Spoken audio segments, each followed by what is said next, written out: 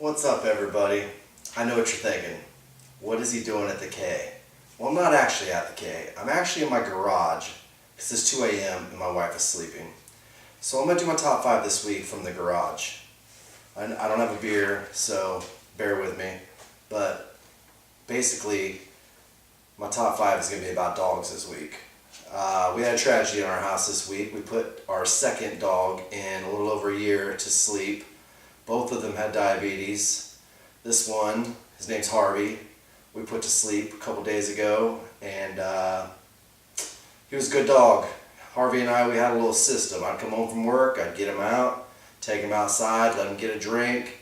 He'd lay on his side of the couch, I'd lay on my side of the couch, we'd watch TV. If he needed to eat or go to the bathroom, he'd stand up, I'd take him out. Because he couldn't see, he was blind. The diabetes had made him completely blind. So he was completely dependent on us, but we didn't mind. So basically my top 5 this week is going to be do's and don'ts of owning a dog. This is just my opinion. You might differ in your opinion. I hope I get some feedback on this. But usually I do this stuff off the cuff, but these are important to me, so I wrote them down. So here we go. Number 1, don't feed your dog human food. This one's tough for me because I like to give my dogs whatever I'm eating, but it turns them into beggars, and that's not sexy. But do buy your dog lots of chew toys. You'll save a lot of money on replacing furniture in the long run. That I know for a fact. Don't let your dog eat mulch. When they take a poop, it looks really funny, and it's gotta hurt. Do let your dog sleep with you every once in a while. I think they feel more part of your family that way. Don't hit your dog. I used to spank my dogs when they didn't listen. After a lot of research, I found that that's not right.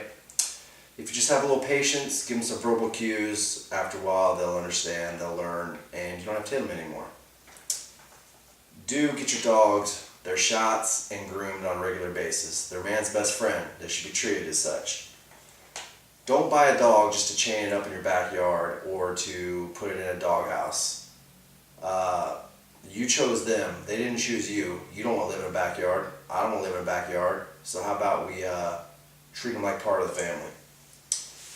Do name your dog after things you love. For instance, I've had a dog named Jordan. I've had a dog named Pippin. I've had a dog named Jerry Rice. And now we have a dog named Fenway.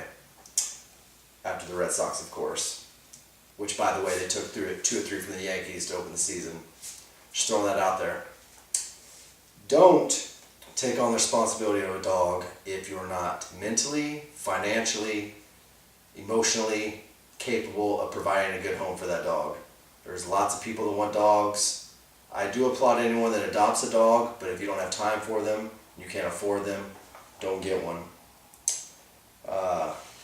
Our dogs, we treat them like our kids. We have a kid on the way. We'll still treat the dog we have now like he's our kid. I already miss the crap out of Harvey. And my last do is tell your dogs you love them every day. My wife tells our dogs every day that she loves them, so much so that I started telling our dogs that I love them. And I actually believe now that they understand what we're saying to them. And Harvey was my best friend. He battled diabetes for 5 years. He could barely walk in the end. He was blind, but my wife gave him injections twice a day.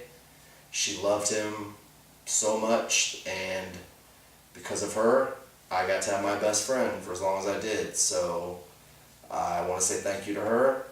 I love you. You're the best. And if you guys got dogs, I hope you love your dogs as much as I love my dog. Dogs, plural, whatever.